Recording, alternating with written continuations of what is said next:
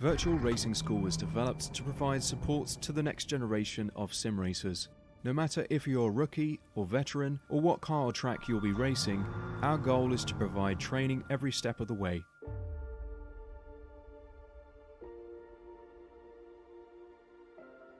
We found that iRacing can be quite difficult without proper training. There needed to be a way to prepare for on-track racing.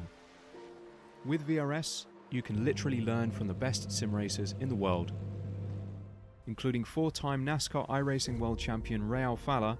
And Ray Alfalla is a four-time champion of the NASCAR Peak Antifreeze iRacing Series. Three-time iRacing Grand Prix World Champion Martin Kroenke. Martin Kroenke becomes a three-time world champion. Rallycross World Champion Mitchell de Jong. Mitchell de Jong is now champion for the iRacing Rallycross World Championship Series. And many other top sim racers. Data packs include everything you need to start learning. Our World Championship coaches create the data packs by setting a hot lap or a series of fast laps for you to compare, analyze, and replicate. Data packs also include a tutorial where the coach points out techniques they use to hit the fast lap. This gives you access to the latest driving techniques and setups before you even hit the track. Sign up for a free account and download the VRS telemetry logger. With this application running seamlessly in the background, your laps automatically start syncing to the VRS website. From there, you can analyze and compare two laps of your choice, whether it's your data, the coaches, or your teammates. VRS will automatically target improvement opportunities so you can get up to speed even faster.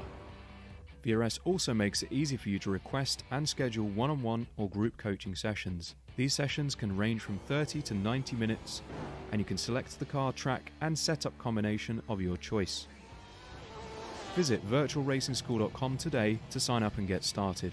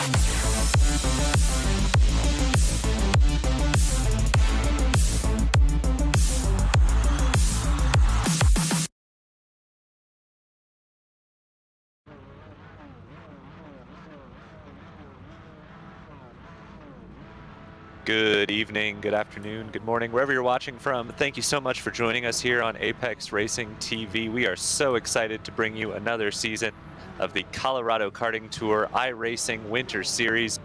Starting off with a non-points round here at Laguna Seca. I am Tyler Newitt. I will be joined in the commentary booth by Jonathan Grabowski, who is also doing all the essential operating the cameras, running production, doing a whole lot more than me. But Jonathan, happy to have you here. We've got a new season. We mentioned we had the Colorado Karting Tour on Apex Racing TV with their last season. And the format is the same, but the cars are different. We've got GT4 cars this time around for the karters and their friends and family.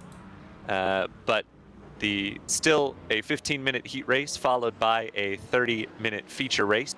And the field is rolling. We've already had qualifying. Lawrence Zavadil, somebody new to the championship, put it on pole, followed by Michael Keltner with some familiar names, Rob Hubrechts, Kenny Schmid in the chasing pack, but we are about to go green.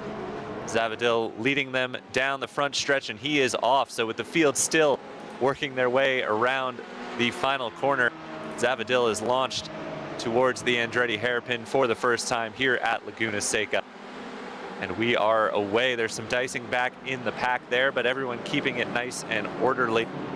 So far, so good. We've got one car off. That is Mark Malsum, and he's going to smack the wall there with that McLaren. So, Jonathan, obviously your first time covering the series here with us, but we've got different cars for the first time with the Colorado Karting Tour. Last time it was the F3, everybody in the same sort of car. This time we got the GT4. It should be interesting. Yeah, it should be really exciting. Glad to join you this for round 0, Tyler. Really fun. Got to watch last season, see what was going on. Yeah, we're going from Formula cars all the way now down to two GT4 cars. So a little bit of everything with the Porsche, the McLaren, and the BMW. We'll see which one. It seems like everyone kind of prefers the Porsche and the McLaren, with a few guys running the Beamer. It'll be interesting to see, what takes place. Yeah, we saw some trouble there. I think that was turn 4. Shea Wright has reset to the pit lane. Michael Genevics has also reset. Brian Bruzzi, who qualified in the top 5, I'm showing is not on the track. Yeah. So that's a big story. Brian was part of the series last time around and pretty quick, but not so at the moment. At the front, though, it's a familiar name chasing down Lauren Savadil, Rob Hubrecht, who pretty much dominated the championship last time around in that McLaren, chasing the Porsche of Savadil, trying to pick up where he left off last season, winning just about everything and anything, at least when it came to the road courses. Wasn't quite as successful on the ovals, but won the vast majority of the road course races. So this is an exciting series for those of you who weren't able to tune in for last season with the Colorado Karting Tour. These are all real-life kart racers, or former kart racers, or friends and family thereof, I believe. So we've got lots of people from the Colorado area here on iRacing. We've got a great turnout. Excited to see a lot of new names with this year. Oh, that's a car in the wall back there. Was that? I see Kenny Schmid is falling down the order. Cadence Presley going down the order. So Kenny Schmid was definitely off. Cadence Presley, I think. We'll take a look at that. Had a harder hit. Kenny. So we've got a replay. I think, yeah, it's easily done losing it. You just take a little bit too much curb there. Kenny clattered the wall pretty hard. And that's likely going to cause some lasting damage to that Porsche. Didn't see what happened to Cadence Presley, though. There he is now, going slowly. This is the BMW. Mike James tries to work his way around. Fastest lap of the race, though, for Lauren Savadil up at the front of the field. A couple tenths up on Rob Hubrecht that last time around. I was saying, Jonathan, earlier, I do some GT4 racing on iRacing. Pretty well-balanced class.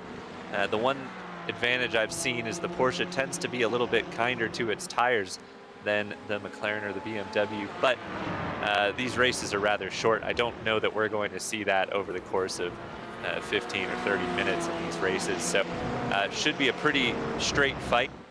Different kind of style of driving between the cars. The Porsche kind of drives more traditionally, as you would expect. I find the McLaren drives a lot like a front-wheel drive car. Really?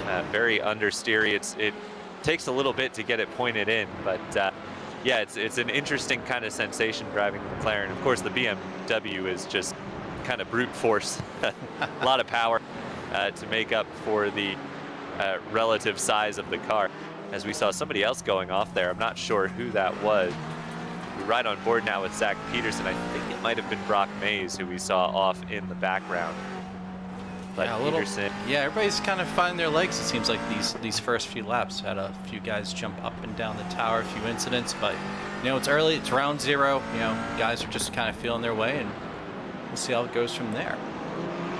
Yeah, it was interesting last season to watch. We saw a lot of drivers as, ooh, that's somebody going rather wide back there. That might have been Brock Mays once again. Last season, we saw a lot of varying skill and experience levels. Lots of drivers who had done a lot of real-world karting and racing, but hadn't done a ton in the iRacing world. Ooh, is there some contact there? That is Mays getting into the right rear, the right rear of Chalman. in the McLaren, but both continue on. That's a bit fortunate for them. The hit like that can definitely damage the suspension if the iRacing arithmetic figures that it should.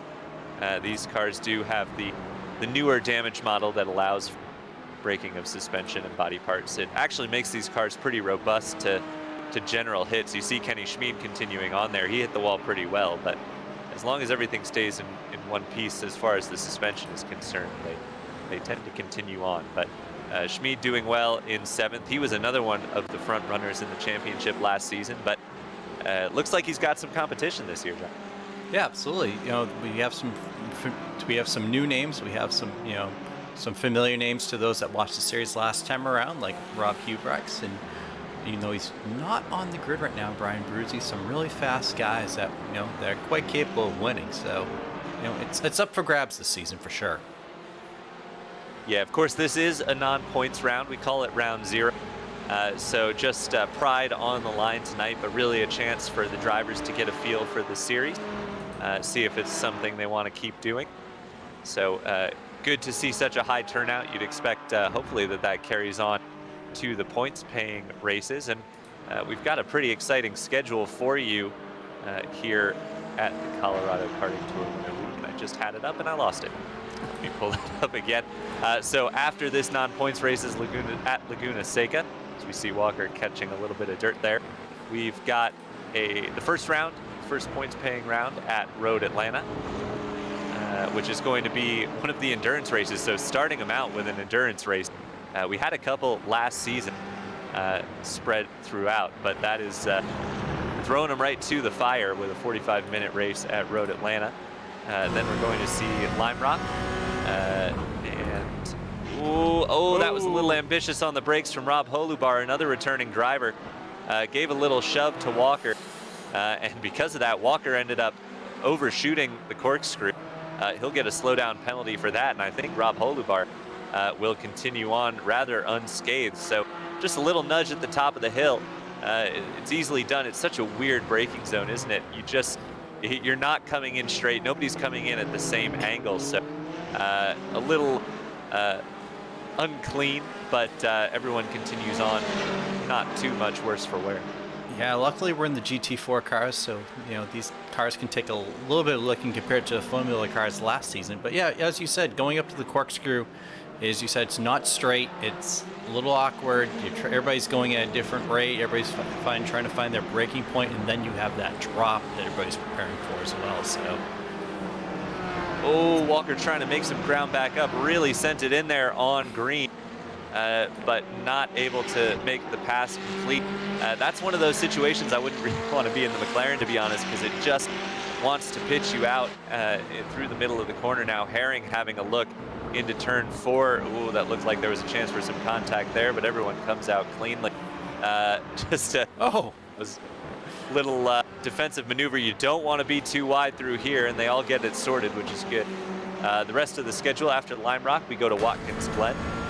We go to the Daytona Road Course. That's going to be a 1-hour race. So the other one of the Enduro, or sorry, another one. We're getting 3 Enduros this season. Then they go to VIR, which is a really underrated track here on iRacing, in my opinion. Barber, another really underrated track. Well, probably my favorite track on the service, if we're being honest.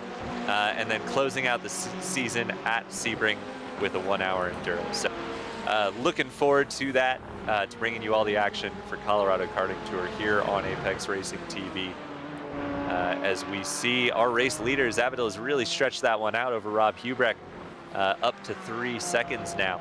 So really putting the hammer down in that Porsche, isn't he?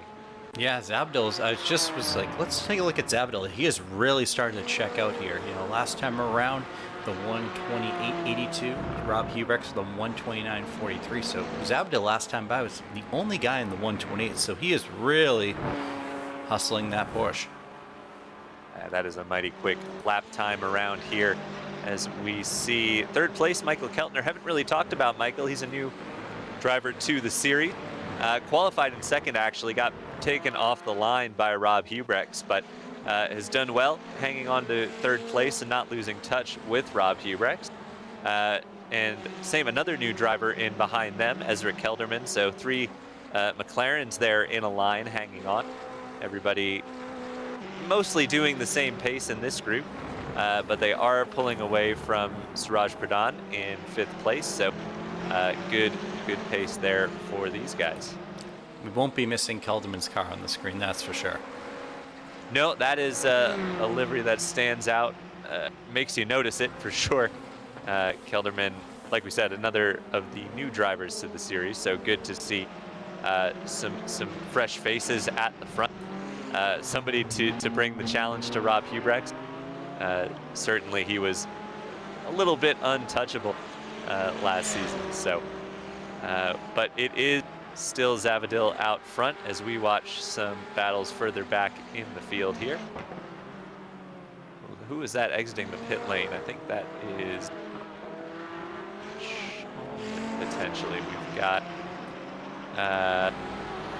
one of the Porsches. That's We've had a number. So I believe that's the 20 car, so that would be Rob. That is Rob Hotlugar. That's right. He was involved. I guess he did pick up some damage with that contact with Walker. So Rob now back out on track.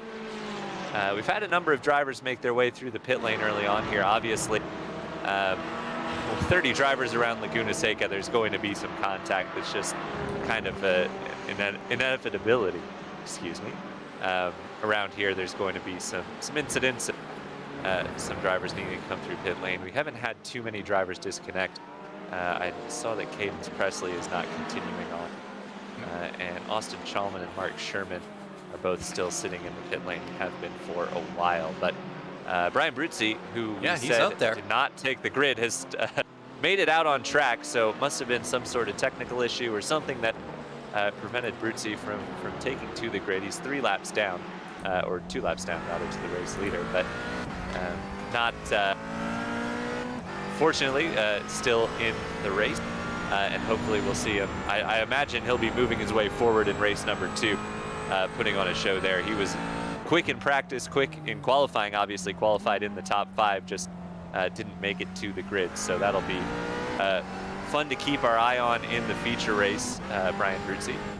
Yeah, Bruzzi's laying down some fairly fast laps compared to everyone else around him right now. Last time by with a 130, everyone else ahead of him is kind of 137s, depending on what's going on, 131s. Well, mix everything, but Bruzzi is clearly really fast, and we'll see what happens in the feature race. Yeah, for sure. It's very interesting, you know, talking about and kind of looking towards the front of the field as we see this battle continuing between Green and Walker. All these drivers have some. Oh, that is. To bring that back in is mighty impressive. Green did a masterful job. I think there was a car spinning behind them as well. Somebody followed him off. It wasn't Walker. I think it was one of the other McLarens potentially. But we, you know, we talked about it some with the drivers themselves last season. There's a variety of experiences, both in terms of sim racing and real racing. Among these drivers, they're all connected to the Colorado Karting Tour in some way or another, but a lot of them do some other racing. I know there's some drivers who've given us their information who do historic racing. Lawrence Zavadil, who's leading this race, does Spec Miatas and did some Porsche GT3 Cup racing, so that's very cool.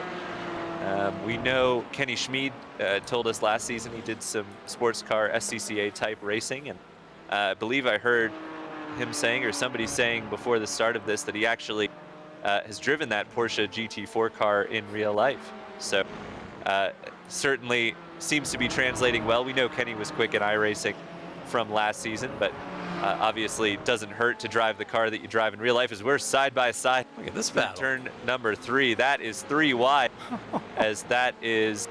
Sorry, that's Green, Peterson, and Botnick going at it. They're still 3 wide. That's not a corner you want to go 3 wide through, but they somehow make it work without hitting each other. Aaron Botnick, Tyler Green, Zach Peterson doing a tremendous job. You don't want to be side by side through here either, especially with the trouble we've seen for Green. And he keeps it together. Wow, that was impressive. Botnick was really, really brave right there.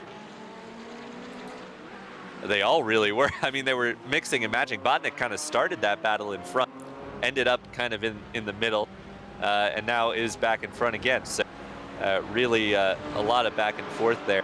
There's Zabadil. He continues to stretch that lead up to 5 seconds now. Believe he is on the white flag lap here. Certainly must be if we've crossed the time barrier here. But one more lap to go for Zabadil as we see this battle continue. I think this is going to go right down to the wire with 1 lap remaining. Now it is Peterson's turn to send it on green. As double apex Andretti hairpin is a tricky corner, but gets the job done, does Peterson. Relegates green back to 12th place.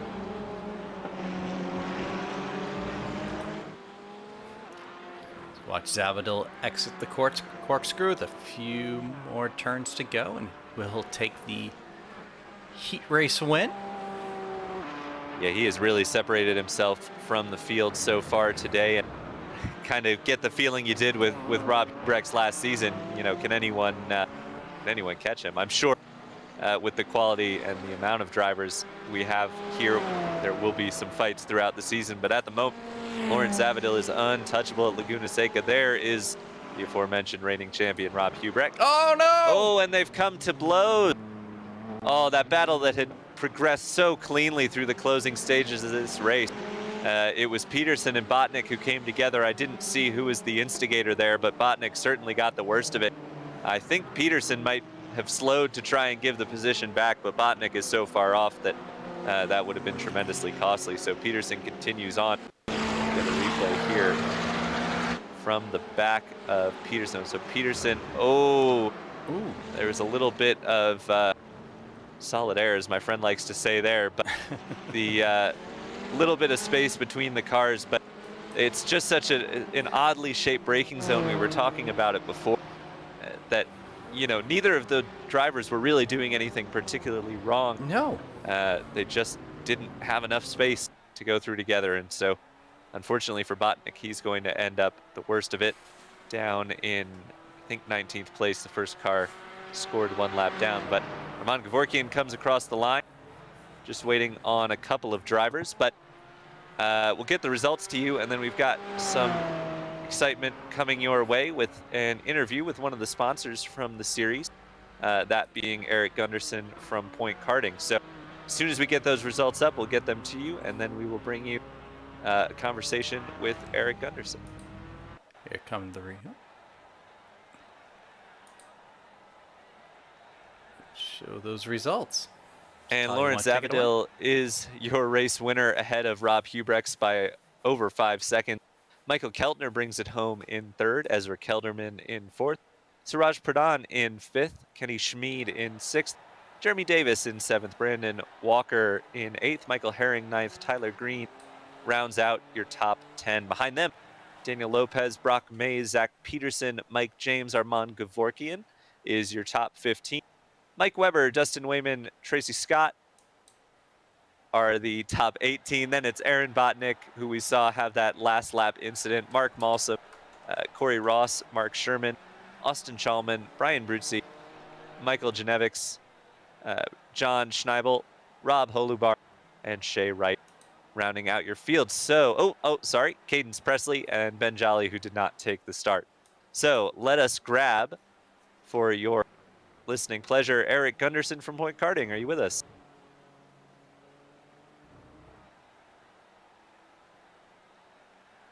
Well, we've got Eric in the booth. We'll see if he just having some trouble talking to us. But Eric, as soon as you're here, let us know. But in the meantime, John, that was some pretty exciting racing we got there. Yeah, great way to start the series. You know, we had some really exciting racing all around. A lot of guys, sounds like they were trying to kind of feel their way, you know, these GT4 cars. Some nice battles up and down the timing tower. A lot of excitement, and we get to double it this time around. We get to go to the 30-minute feature and a little more drama. But the question is, can Zabadil, he was super dominant that first race. Can anyone, you know, just keep up with him? Well, I think it'll take a good start from someone like Rob Hubrecht, who will be starting in 2nd place in race number 2, to get a good start and get him off the line to have any chance. But Eric, are you with us now? Still having some technical difficulties, unfortunately, with Eric Gunderson from Point Karting, but do want to mention shout out to Point Karting for helping bring this to the viewers, in addition to all the fine folks at Colorado Karting Tour. But we'll keep an eye on warm-up, and hopefully we can get Eric in here and talking with us at some point shortly. So we keep an eye on the 22 car. That is Mike Weber. Of course, last season we saw both Mike and Vaughn Weber racing, the father-son duo, and we were never really sure who was in the car. I assume was just it's about Mike to say, Weber do we know which for Weber race it number is? 1, but could very well be Vaughn. Remains to be seen. I'm sure they will let us know as they go a little wide there. But there's Rob Holubar. Obviously had some trouble in race number 1, but hopefully can put it together for race number 2. Very interesting to see how Brian Bruzzi does after obviously missing the start in race number 1. We know he's here now, but he'll be starting towards the back of the grid in 24th. So that'll be a long march to the front. He can manage it from 24th, but a few times rolling in for practice, none super competitive, but Armand Gevorkian puts in a 30.5 to go quickest at the moment.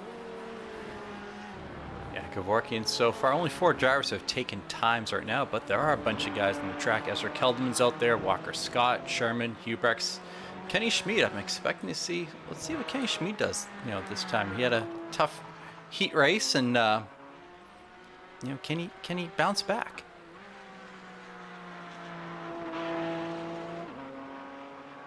Yep, sorry, just trying to get things sorted with Eric Gunderson here. Hopefully we can bring you a conversation. Of course, Eric, I think, is racing. I think he was in my races. I thought I saw him in there, but I could be wrong. So I'm going to drag him in. Eric, are you there? Eric, are you with us? Can you guys hear me now? Yes. Hey, there it is. Yeah, sorry about that, guys. I don't know what happened. No, that's all right. We're going to be a little short on time, but we've got a little bit of a pace lap, hopefully, to have a chat with you. And of course, I'm sure if we can get it sorted now, we can have you in once again next week between the races. But Eric, how's it going? It's good.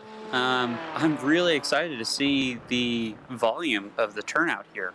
We've got a really big car count, and we've got a lot of new people joining in the series, and that's super, super exciting. So I'm really happy to see a lot of people across Colorado and across a few disciplines of racing, as well as a wealth of different racing experiences and backgrounds, and acumen, participating in this series. It's really, really exciting to see. Yeah, absolutely. Obviously, I was a part of broadcast last season, so it's good to see such an awesome turnout here. And obviously, Point Karting was involved to some extent last season. Good to see you guys back supporting the series once again this season. So tell us a little bit about Point Karting and what you do. Sure. So we're a high-performance kart racing shop. We also have a fully comprehensive online parts store, and we serve racers nationwide, in racing go-karts, and we do trackside supporting racers at the Colorado Karting Tour. Many of our customers are participating in the race today, so we wanted to give back to the community and also participate, in the virtual realm, because racing is not just for the physical world anymore. Obviously, we have these great sim communities and this sim environment that we can come in and compete in during the off season for the real Colorado Karting Tour. I couldn't agree with you more as far as the racing not being just in the real world anymore. Eric, we're going to call the start of the race, but hang tight, and we will talk to you some more once things settle down after the start. Sounds great. Have fun, guys. And we are green here for the feature race. They're already 4 wide back in the pack. I didn't see who that was in the kind of day-glow BMW there, but I think it might have been Jeremy Davis making a bold move at the start. Jeremy, obviously a friend of the broadcast here. He helps to be the go-between for the Colorado Karting Tour and us here at Apex Racing TV. Does a really great job. So always like to see Jeremy doing well. He really came on strong towards the end of last season. Oh, there's some contact, though. Who was that? It was Green, I believe, in the McLaren who gathers it back up, but the BMW of Armand Gevorkian, that's who it was who went spinning off. I think it was Armand who made it 4 wide at the beginning. And he has now lost the car. Doesn't look to have any suspension damage, I don't think. There's another McLaren off there. That is Suraj Pradhan. So Suraj, who had a great race 1, finished in the top 5. Not going to do so in this feature race without a late. Oh, and now that's a lockup on the brake. Oh no! From the McLaren of Zach Peterson. So it's all going on here at the start of race number 2. Zach Peterson going for a spin there, trying to get it gathered back. Yeah, let's get a replay first of what happened to Gevorkian. So he was side by side with Peterson, actually. Peterson's up over the curb, then they come together. And then... Yeah, Green just an innocent bystander there. There was just there's a McLaren off in the background as well. And that might be Brian Bruzzi who's off in the background because he has reset to the pit lane. So we were hyping up Brian's charge from the back because we know he's quick, but he hasn't finished lap 1. So a lot of chaos early on. Oh, caught him already in the gravel. Yeah, he was the one in the back. It was Brian in the background there. So potentially got a helping hand. Looks like he's got some broken suspension because he could not get out of the grass. Now Peterson, is this live, John? This is live. So Peterson off once again. I think he's trying to make his way to pit lane. He might have some pretty serious damage there. But all normal systems have resumed out front, with Lawrence Zavadil is currently in the lead, Keltner in 2nd, and Rob Hubrechts in 3rd. Yeah, so Keltner must have jumped Hubrechts somewhere early on there. He is up to 2nd place after starting in 3rd. Rob obviously started in 2nd. Now Rob putting some pressure on him, though, into the corkscrew there. The 2 McLarens going at it. But they dive down the corkscrew clean and green. We've still got Eric Gunderson from Point Karting in the booth. You still with us, Eric? I should ask first. Yeah, I am. Awesome. Why don't you tell us a little bit about what the karting scene is like in Colorado, what all these guys are involved in? Yeah, well, the karting scene in Colorado is growing over time. You know, the Colorado Karting Tour is the premier kart racing series in Colorado, and you know, with us expanding to support virtual racing as well, we're doing our best to reach out to racers across Colorado in a variety of motorsports disciplines, not just in karting. But there's several tracks all throughout Colorado, and as a series we go to all the different ones, and it's, you know, a lot of fun. It's a lot of fun and a lot of track time. It's probably the most affordable track time short of maybe iRacing, to get out and do, you know, real world motorsports competition, wheel to wheel with other people.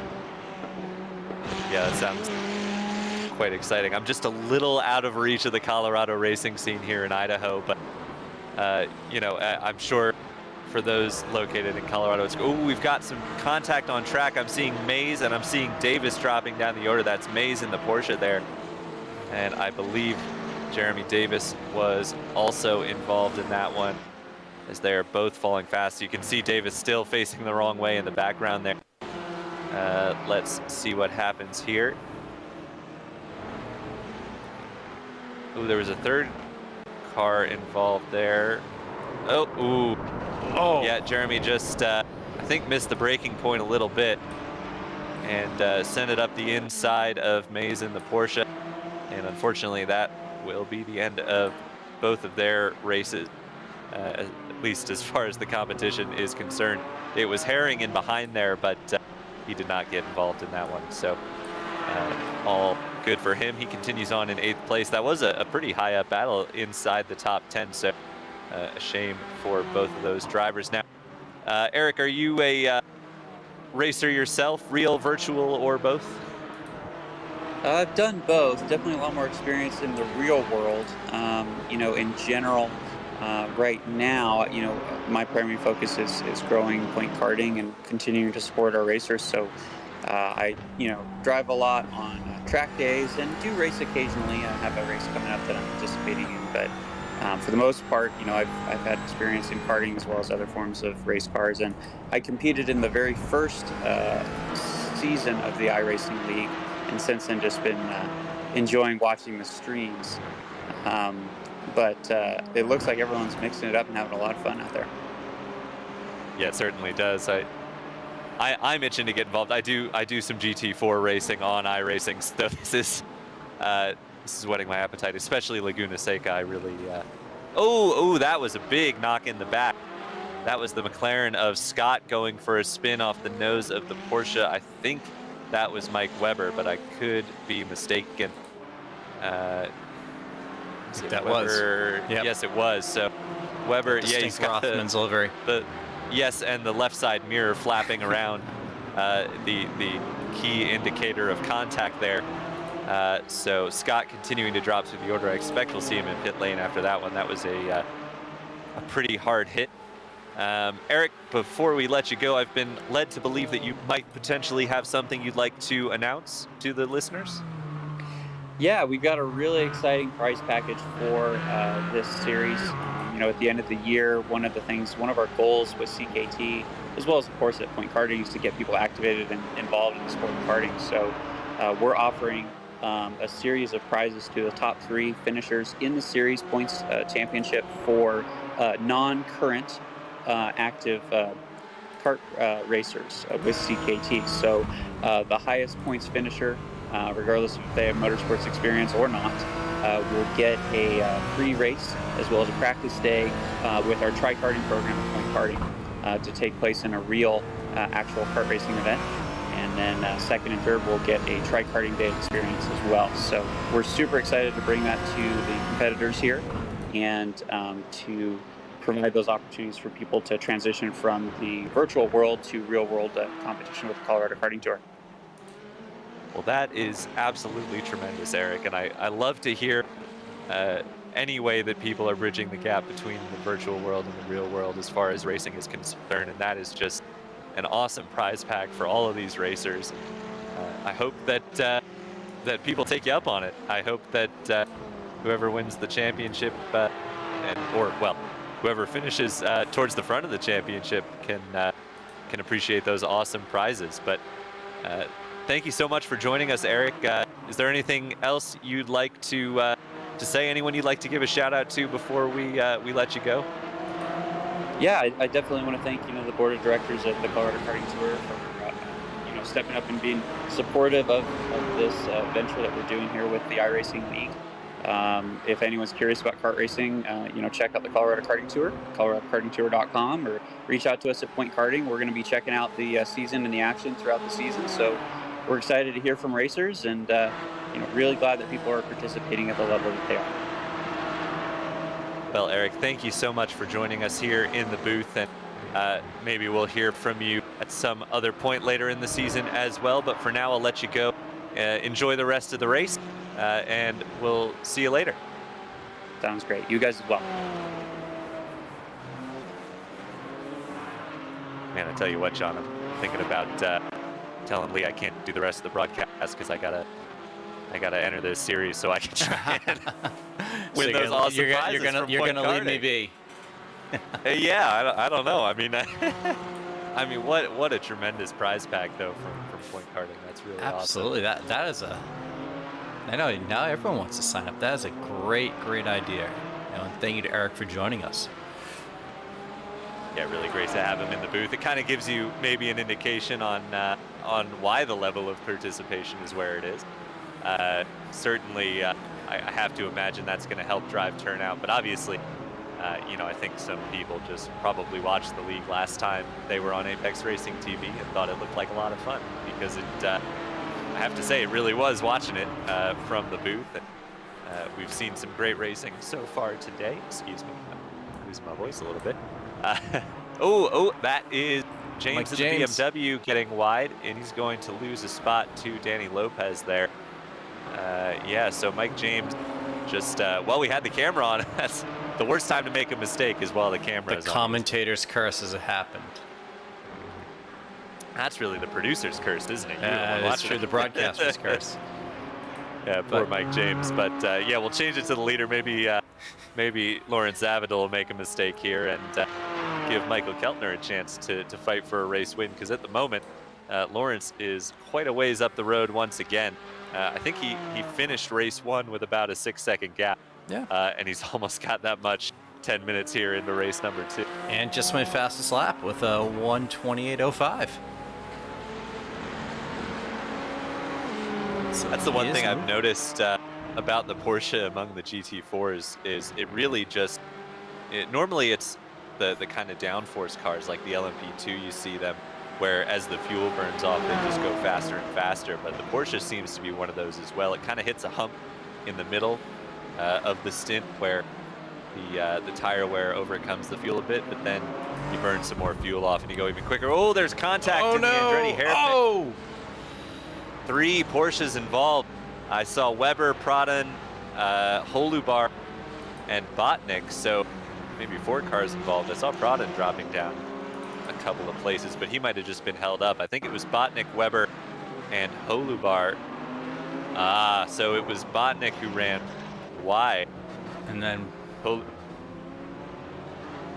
Holubar came in with a head of steam, and it's really tough with a double apex corner like that because if you're Rob Holubar, you're committed to your braking zone at that point. You can't pull it tighter. You know, you're already at the limit of, you've already what committed the brakes to it. will allow. Exactly. And So Holubar. that's, No, go ahead. Oh, so I was just saying, you know, for Holubar, you know, he'll probably feel bad there because, you know, you never want to initiate contact, but that's a situation where you're at your limit already and there's nothing you can really do except hope that the driver ahead of you doesn't cut in. And Holubar's run really well in this feature race. He's, climbed up 13 spots from where he started, so he's done a great job so far. Yeah, Rob's one of the returning drivers as well. We saw last season he had some decent pace, and we saw in race number 1 he had some decent pace. He was, I think, fighting in the top 10 when he had that contact with Walker that brought him down the pit lane. So could well be that Rob is a little out of position and working his way back forward here as he continues to climb back up. Obviously that incident won't help, but he's trying to move a little bit more forward. Take a look at this battle here for 8th and 9th spot with Daniel Lopez and Mike James. They're running pretty closely to one another for most of the race here.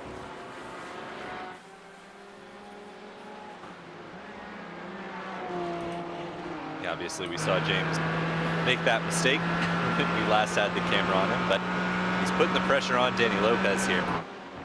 Clearly got some pace in that BMW.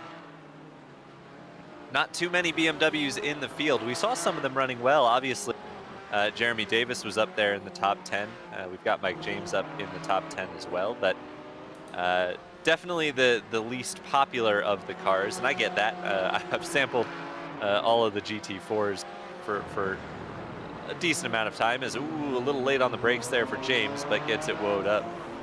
It's definitely the how do I put this? It's the car that is least likely to agree with you. Where I think if it fits your driving style, you can really get the most out of it. But it takes a certain kind of driver to find the pace out of it. I've got a teammate who absolutely can wring the neck of the BMW. He's quicker than me. And, he knows how to get the most out of that. But for me, the Porsche just suits me a little bit better. It feels a bit more natural to drive. But if you come to terms with that BMW, you can definitely get some pace out of it. Mike James has clearly got some pace in hand over Danny Lopez at the moment. Yeah, he's trying to make the move inside. Just not close enough. Yeah, that's the tough thing about Laguna Seca, isn't it? There's just not a ton of places to really affect a pass. The Andretti hairpin is obviously your best chance. The corkscrew if you're brave. And outside of that, the final corner is really the only other place where you can fully outbrake somebody. Right. It's all about really getting a really good run right around here. Try to set yourself up for that front straight. Well, you said it there. It's really the key. It's one of those tracks that really places value on drivers who can set up a pass. You know, the ones who know how to put something together, run the kind of offline that gets you the run down the straight to make the pass happen into the passing zone. You know, there's some cars that are just long straights into hairpins, and there's no art to setting up the passes. We got a 3-car battle here. This is Ross, Malsum, and Schneebel. You get all the different manufacturers of GT4 right in there. But, you know, the kind of, I guess, modern F1 style of circuit where it's just long straight to hairpin, and that's your passing opportunities. I prefer the kind of American style, as Ross is late on the brakes in the BMW and goes a little bit wide, opening the door for Schneibel, but not quite there to complete the pass. But to finish the point, you know, Laguna Seca is one of those tracks. There's plenty of others too where you really have to think about, you know, where you're going to make a pass happen and how you can set it up. Yeah, we were at we were doing a series broadcast at Summit Point earlier today, which is, you know, similar. We have to kind of, you only have certain points on that track to pass, so it's about setting yourself up and also how you manage traffic as well as you get further into the race.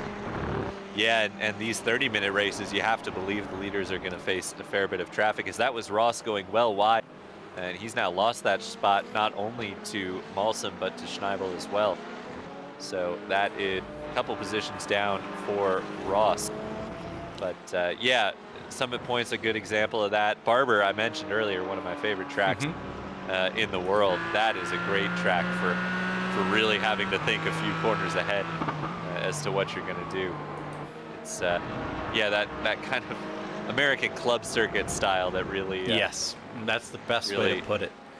And it really suits these cars as well, the GT4s. They're just the right kind of size and speed as we see Kenny Schmid getting a little wide there. Kenny's done a little bit better this race, knocking on the door of a podium if he can catch Rob Hubrechts. But man, last season, wasn't it just the story of if Kenny Schmid can catch Rob Hubrechts, that more often than not, he did not. So we'll see if Kenny's got a little more pace in the bag in the Porsche. Obviously, he's got some experience. Kenny's getting some pressure right now with Kelderman. Kelderman's kind of really caught up to him in the past, you know, lap or two. Yeah, Kelderman did kind of hang on to that McLaren train in race number 1 that was Kellner, Hubrechts, and Kelderman. So maybe being held up just a little bit here by Kenny Schmid, but I don't think Kenny's slowing him down all that much. They're really doing times pretty similar to the cars ahead within a tenth or two. So all still on a pretty level field here from second on back. It's really just Lawrence Zavadil who is stomping the field. Who just set the fastest lap. Again. Yes, he did in the 27s, which nobody in the field has even sniffed at some point in this race. So no one's clearly. Yeah, just looking at our timing tower, no one's even sniffed the 128s. On the last lap, I think best lap. No, I'm looking at. No, I was looking at last lap. Yeah. My apologies. Yeah. No, yeah, you're right.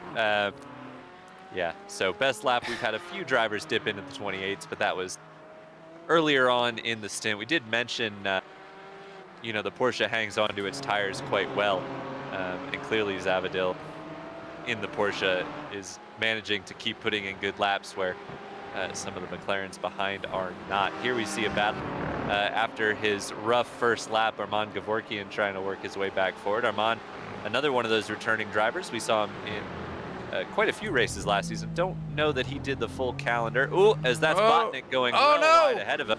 And there was another car off there. Was that Brock Mays? I believe it was. Let's take a look. So I saw Botnick going wide, and then suddenly we went to the in-car. So here's Mays. Oh, he's just completely overcooked it. And then Botnick goes wide. You expect to see a blue Porsche appear in the windshield, and then it's a green Porsche. So yeah, that was a bit of a hairy moment for Armand Gevorkian, but he's now 2 places further up than he was. At the corkscrew of all places, too. Yeah. Probably the one place on this track you don't want that to happen. There are a few corners in racing where you get more unsighted than that. So, yeah, but here we see Mike James, the leading BMW in P9. He's kind of dropped off the back of Danny Lopez a bit and has come under pressure from Mike Weber, who has had a bit of contact in this race, but continuing on in the top 10. Weber with that hanging driver's side mirror. The telltale sign of earlier contact. well, that's a great camera angle. Yep. Just, there it is. What a view of that mirror just dangling there. Good tether. Oh, and that's James spinning off. Another producer's curse there. No. I don't think they're Poor going to James ask me. I don't think they're going to ask me back, Tyler. He's going to be begging you to keep the cameras off of him. He's got broken right front now. That's he's going to have to take that back to the pits. But unfortunate there for James. And that is the last of the BMWs in the top 10 now to meet their fate. So it is the resurging Suraj Pradhan who has made his way back into the top 10. Obviously finished 5th in race number 1, but has had that early contact or spin. I don't remember which it was. Looks like the nose of that McLaren's a little bent out of shape, but he is. I think he was caught up in someone else's issue, if I remember correctly. We've had a few things happen. Yeah, have had a few of those, but definitely has put on a charge to get back into the top 10. I think he can definitely be a force in this series if he turns up on a regular basis. Quite a few of those new drivers that we've seen. Don't think we saw Suraj at all last season. Same with Lawrence Zavadil, Michael Keltner, Ezra Kelderman, Brandon Walker, all those drivers in the top 10 we didn't see. Michael Herring, I don't remember seeing last season either. So those guys trying to make a statement and make a name for themselves in season 2 on Apex Racing TV of the Colorado Karting Tour. What's really going to be really interesting to watch, Tyler, is there's a lot of drivers here with different, licenses, iRatings. It's a real mix of guys. For example, just looking at iRatings here, Walker Scott is 705. Then you go up to Lawrence Zavadil, who's a 3721. You have guys Gavorkian, who's a 1342. So a lot of real mix of iRatings, which could create a lot of interesting battles and things that go on throughout this series. Well, and not only do they have different iRacing skill levels and real-world experience levels, we've got a whole host of different ages as well. Yes. Last season, we talked a few times with Cadence Presley, who I believe was 10 or 11 at the time. I think he's probably 11 or 12 now, but Cadence is a young guy. I know we were talking about Tracy earlier. He's a young guy, 13, I think. Then you got some guys who I want to say are more my age, but I feel like I've outgrown that a little bit. But just looking at Walker in 6th, he's 21. Some of the older drivers don't put their age in the bio, which is fair enough. But I think we've got a pretty nice spread of drivers. More experienced, seasoned drivers. Yes. Yeah. More experienced is the fair way to put it, of course. But then you've got guys like Cadence, who is, 11 or 12 years old. He's already got at least a couple of seasons of karts under his belt. So, you want to talk about experience. Age is not the end-all be-all there. For sure. Going back to this battle for 4th and 5th with Kenny Schmid and Kelderman. They've been... Ezra's kind of been on Kenny's bumper for the past... Oh! You got to spin in front! Oh, no. Kenny, hold on to it, Kenny. He does. Great job. I don't think he made contact with the spinning car, but he does let Kelderman through there. But that was good damage control there from Kenny Schmid. That could have been a whole lot worse. It's right on board with Kenny.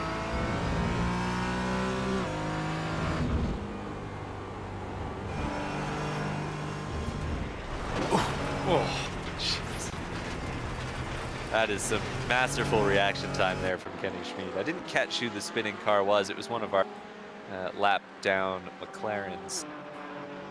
Not quite sure who, but anyway, good on Kenny to get through there, but now has to set his sights on Kelderman, who is actually being held up by another lapped car there. And that's a tough one because it's which way do you go or what do you do? Because the spin was literally like kind of taking up most of the road. So do I jump on the dirt? Do I vert to the right? I mean, So, And great job by you don't Kenny. know He which held on way- to it.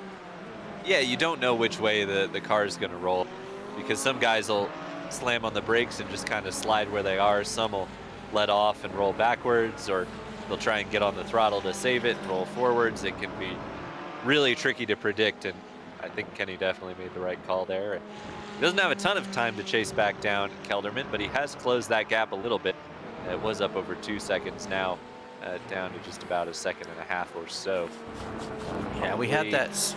Yeah, we had a similar situation at a SRF race in Mosport a few weeks ago in another series where lap guy spun and let go of the brake, and our overall leader just drove right into him. Nothing he could do. So yeah, it's just a tough situation. There's just not a whole lot you can do other than make your best guess and hope you're right. A little wide there from our race leader. It doesn't really need to be pushing that hard with a 12.5 second gap to Keltner in second.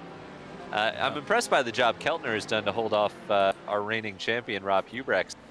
Hubrex has kept him in check and kept him close, but hasn't really been able to make his way through or even get close enough to kind of put the burners on under Keltner. no, these two guys have run really solid races overall. Our top three have been super consistent. Zabadil's been in a class of his own, but Keltner and Hubrex have run really, really well. It's just Zabadil today, it's just his day. Yeah, we'll have to wait and see if that carries over. I know Laguna Seca can be a strong track for the Porsche.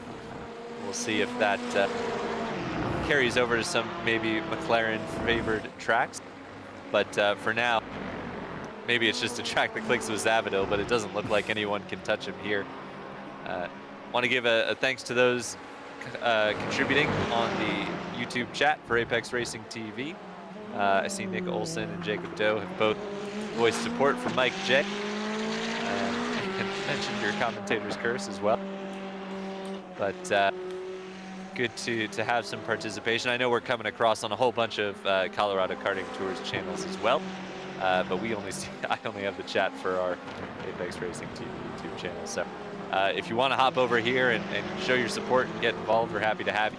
Otherwise, you can definitely keep watching on your preferred viewing method. But winding down, I think it's going to be 2 more laps for Zabadil. It's going to be pretty tight, but I think we're going to get 2 more here.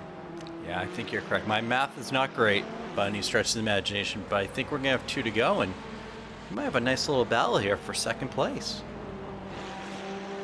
Yeah, I mentioned that, Keltner had really been keeping Hubrex at arm's length, but just like that, it's closed up a little bit. A little bit of curb there for Keltner, and Hubrex now closing in once again. Yeah, there you see almost half a second taken out that last lap, so maybe a mistake somewhere that I didn't notice from Keltner, but Hubrex is really on a charge here with 2 to go.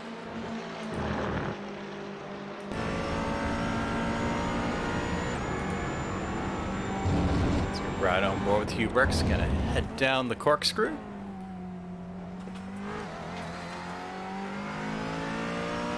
Rob is one of the point karting drivers, so he'll definitely be, I'm sure, supportive of their efforts in supporting the series.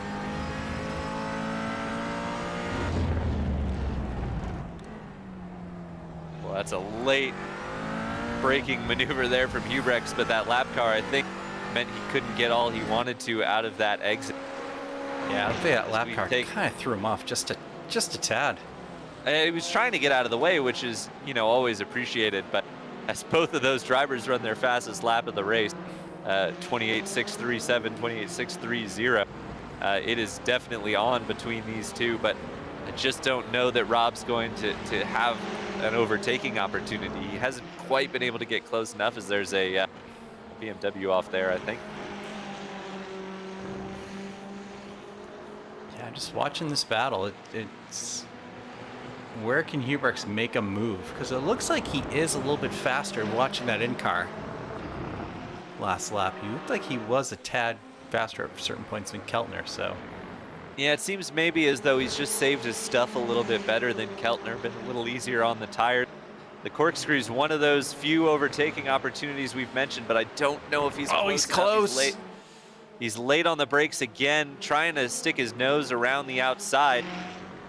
As we'll cut back to Zavadil, who will round the final corner and take the checkered flag. Wait to see the results of Keltner and Hubrecht's battle. They're still nose to tail. Does Hubrecht make a lunge here? Doesn't look like he's gonna get it done. He can try the crossover, but not really enough power in these GT4 cars to make that move stick. And Keltner will grab P2 once again in race 2. And Hubrecht will settle for a 3rd place. Got a couple BMWs here who managed to get their way back into the back half of the top 10.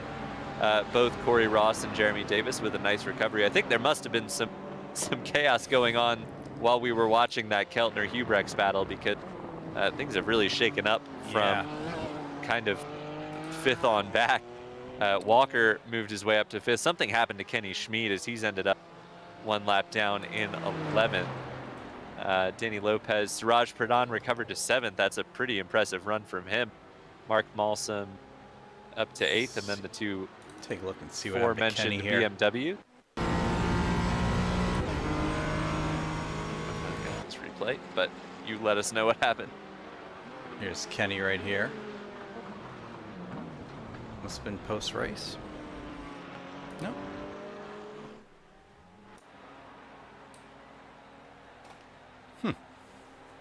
And once everybody's across, we will get those results up for you and hopefully have a good host of drivers to talk to. Here come our results. Nope, nope, we want the feature. There we go. The winner looks the same, so I almost started reading. Lawrence Zavadil is your race winner with the clean sweep.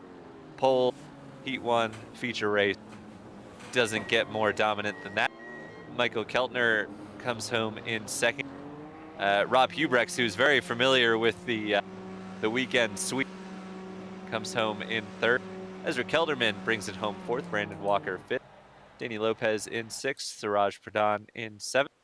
Mark Malsum 8th. Corey Ross in 9th. And Jeremy Davis recovers to round out the top 10. Behind them, Kenny Schmid brings it home 11th. Michael Herring in 12th. Brian Bruzzi in 13th. Mike Weber 14th. Armand Govorkian rounds out the top 15. Behind them were Mike James, Aaron Botnick, John Schneibel. All these guys had some trouble there. And then Austin Chalman, Zach Peterson, Mark Sherman, Dustin Wayman, Tracy Scott, Rob Holubar, Michael Genevics, Shay Wright, Brock Mays, Tyler Green, Cadence Presley, and Ben Jelly did not take the start of race 2. I saw Brock Mays was also in our YouTube chat thanking us for catching both of his wrecks. We do our best to catch everybody's wreck, but sorry, Brock, that we happen to get both of yours. I think we've got our race winner. Lawrence Zavadil, are you with us? I am. Can you hear me okay? Yeah, you're a little quiet, but we've got you just fine. First of all, am I saying your last name right? Because we had a little debate at the start. It's Zavadil. All right, cool. I think that's what I was saying. But, well, it doesn't get much more dominant than that. A pole, a heat win, a feature win. It didn't seem like anyone could really touch you out there. Yeah, I just kind of went out there and tried to race my own race. I've been on iRacing for a few years, so just had a lot of practice and just kind of wanted to go out there and have fun, just drive really smooth, try to avoid going off track as much as I possibly could. But I really wanted to give a big shout out to RM Solo. It's Rocky Mountain Online Racing League. Basically, and they do great work. Me and Michael Keltner are both in there, and shout out to my my family. that I'm pretty sure is watching. But yeah.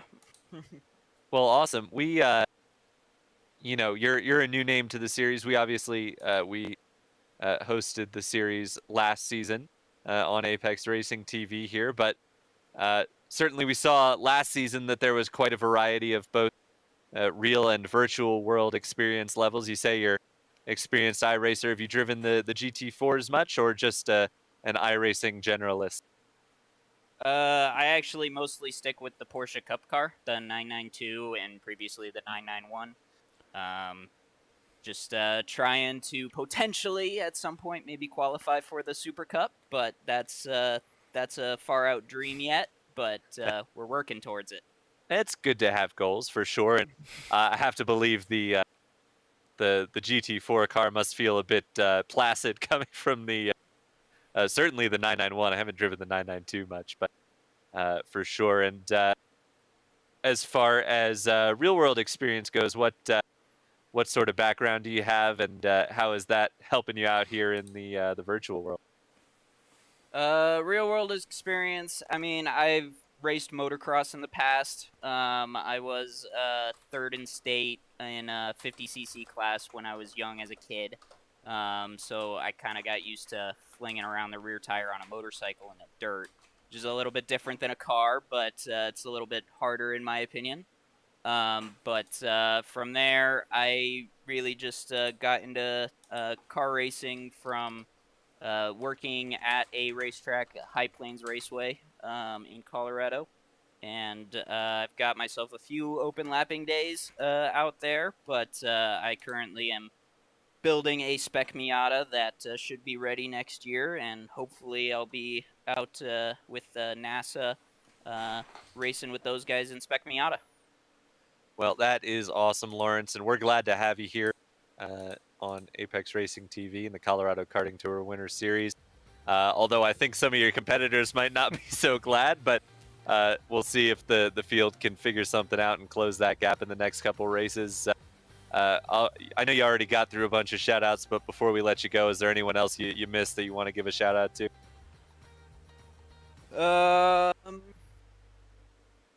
No, I can't think of anybody else. Well, fantastic, Lawrence. Thanks so much for joining us in the booth here, and congratulations on the clean sweep. And, hopefully we'll see you next time out. Thank you much. I will. Awesome. That is Lawrence Zavadil, everybody. And I will bring next. Oh, we've got two drivers who finished second and third. And Must also go in order. Let's grab another new guy. Oh, hold on. My grabbing was broken temporarily. Another new driver to the series with a couple of podiums under his belt already. Michael Keltner, are you there? Yeah, hey guys. Well, Michael, it was we heard that you had done some racing before with Lawrence Zavadil, so maybe it wasn't too much of a surprise to you the thrashing he kind of put on the field, but a couple of solid podiums there for you. How were those races for you? It was kind of intense.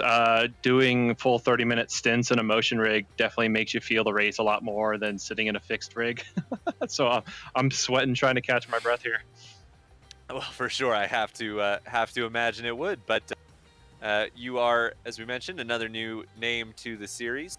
How'd you find the first, albeit non-points race of the Colorado Karting Tour? I really liked it. This was actually my first introduction to GT4. I haven't done GT4 before this, and actually we had about 7 of our autocross buddies, Lawrence included, that joined in this race, and we thought it was really great. A lot of action in the midfield, and just the top 5, just consistent lap after lap. So I was just really happy to see the competition. It being your first run in a GT4 is the kind of thing you can't say after finishing second. you want to sound humble, but no, that obviously an impressive performance, and I think clearly you've done some of this iRacing stuff before. What first round of the year? It's fun to ask. What's your iRacing experience like? What's your real world racing experience like? What do you bring to the table as far as your background? I do vintage racing. I do a lot of SCCA autocross time trial stuff with my 1974 Datsun 260Z. So it's a little bit more of the old school. So no electronics or any real aids. So it's definitely a harder car to handle. But I do a lot of autocross with a bunch of buddies of mine that were in this race as well. And I've been doing that for about 4 years. And then with iRacing, I've been doing it for about 2 years. I got into iRacing and sim racing in general, not too long ago. So it's definitely been a chance to learn all the different platforms, especially iRacing. And I'm just so blown away with the amount of competition in iRacing. Just the pool of players, every single racer just seems to be so fast, so consistent. And I mean, I'm only racing around, 1800, 2K iRating, so nothing super fancy. Just trying to learn the ropes and climb the ladder. Well, that's awesome. I love to always love to hear the merging of the real and virtual world. So good to have you. Are you going to be sticking around for the full season, or was this just a one-off? I think myself and the rest really enjoyed it, and I think we're going to try to make the other races. It's definitely not a hard schedule to make, so yeah, I definitely want to plan on sticking around. Well, fantastic. In that case, we look forward to seeing you for the remainder of the season. Before we let you go here, is there anyone you'd like to give a shout out to? Yeah, shout out to RM Solo, just showing the way and teaching a lot of people on how to race properly on also in sim as well as in real life. So props to that group for helping organize everyone to participate in this, and props to CKT for putting this together. Tremendous. Well, thank you for joining us in the booth, Michael Keltner. Congratulations on your double podium, and hopefully we will see you out here next time. Yeah, definitely. Thank you. We've got one more interview for you, and it is a returning face to the series. Rob Hubrex, how you doing? Good. Great to hear you guys again. Well, Rob, it looks like season 2 has brought you some competition this time. Oh, it certainly has. But to be honest, I'm really happy to come away with a podium this race. As we saw last season, I'm definitely more of an open wheel specialist, and I'd never raced a GT4 car ever on iRacing until tonight. And I think I started practicing maybe Friday for this. So to come away with a third place finish is honestly a great success. So I'll work on it. I haven't really been sim racing the past month and a half, I'd say. Been busy moving, and honestly, I've been getting my racing fix with that new Hot Wheels Unleashed game, which, by the way, is super fun, but haven't been on the sim until really this weekend. So all things considered, I'm happy with my results. You're actually not the first person I've heard with glowing reviews of the Hot Wheels Unleashed, but as far as the sim fix, yeah, I don't think anything can top something like this. But yeah, you're not the first in the booth tonight to say that they haven't really driven the GT4 before. I see you went with the McLaren. So how'd you find it? Yeah, I really liked it. I have the McLaren and the Porsche purchased. I didn't really bother with the BMW because I don't think it's really my type of car. Just between the two, I really like the McLaren and how it handles oversteer. I found the Porsche was really unforgiving with oversteer, but it's pretty fun to drive. The only issue that I had during the race is late race. The front tires really went away on me, and I had already adjusted brake bias, so I was trying to keep adjusting that down, try and not roast the front tires quite as much. But tire management was definitely an issue, which kind of surprised me because these cars have anti-lock brakes, and that's another thing I'm not used to. But I'll figure it out. But I'm happy with my choice to run the McLaren. It's a fun car. Awesome. Well, I guess I have to ask the pressing question, which is, what's it going to take to defend your championship? A lot of practice. Like I said, I don't have a ton of that at this point, so to come away with a result like this with no practice, I think that bodes well. So I'll just have to, run the McLaren some more. Yeah, fair enough. Well, before we let you go, is there anyone you'd like to give a shout out to? Yeah, the usual. Thanks to you guys for putting together this broadcast. It's always awesome to be able to share racing with the world. And thanks to all the non-CKT drivers who showed up tonight. They have a pretty substantial prize to win at the end of the season if they can beat us. So I'm wishing them luck, and I hope to see some of those guys out at the track in real life. Yeah, we did talk to Eric from Point Karting at the break, and I am mighty impressed by the prize package on offer. I think it's really tremendous. Yeah, I'm looking forward to the rest of the season. I'm looking forward to seeing if you can bring the fight to those guys. But thanks for joining us in the booth, Rob, and we'll see you the rest of the season, and wish you luck on defending the championship. Yeah, thank you. Well, that does it for our podium drivers. Actually, that does do it for all our podium drivers, not just the ones who wanted to interview. That was the same drivers on the podium between both races. So, man, John, what a fun start to the season. Obviously not a points-paying round, so we can't have Lawrence resting on his laurels yet because he's got no points to fall back on, but I'm definitely looking forward to another season of this. Are you? I am, for sure, absolutely. The dress rehearsal is now over, so next time around we get to be live. The stage is set, and also these drivers are still learning these cars. That's one thing I learned in this interview was that, talking to Rob, he's like, this car is ABS. I don't really drive a GT4 that much.